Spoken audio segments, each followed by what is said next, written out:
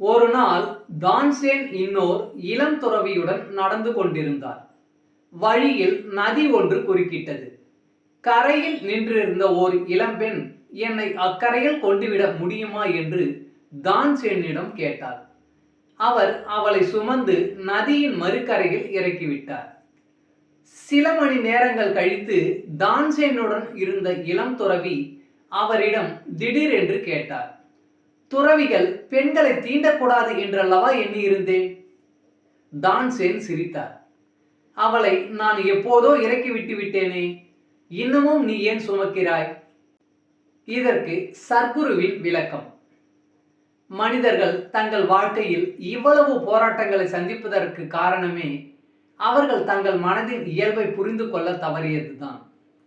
மனதில் இருந்து ஒரு எண்ணத்தை வலுக்கட்டாயமாக வெளியே துரத்த பார்த்தால் அது அங்கேயே நங்கூரம் பாய்ச்சி நிற்கும். இது மனதின் அடிப்படை குணம்.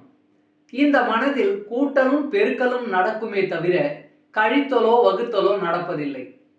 ஏதோ ஒன்றை நீக்க பார்த்தால் அங்கே கூடுதலாக ஒன்றுதான் வந்து சேரும். எந்த குறிப்பிட்ட எண்ணத்தையும் பறித்து போடுவதற்கு முயற்சி செய்வதை விடுத்து உயர்ந்த ஒன்றில் கவனத்தை வைத்தால் தேவையற்ற எல்லாம் தானாகவே ஆவியாகி மறைந்துவிடும். துறவி என்றால் இப்படித்தான் இருக்க வேண்டும் என்று வன்முறைகளை வகுத்து கொண்டு அவற்றை விரைப்பாக கடைபிடிப்பதால் மட்டும் ஒருவர் துறவியாகிவிட முடியாது. துறவியாக இருப்பதற்கு ஒரு பெண்ணை தொடவே கூடாது என்று சபதம் எடுத்துக்கொள்ள தேவையில்லை.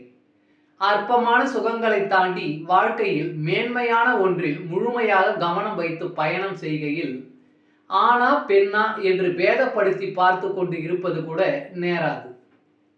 தான்சேன் உதவி செய்த போது அது ஆனா பெண்ணா என்பதில் கூட கவனம் வைத்திருக்க மாட்டார்.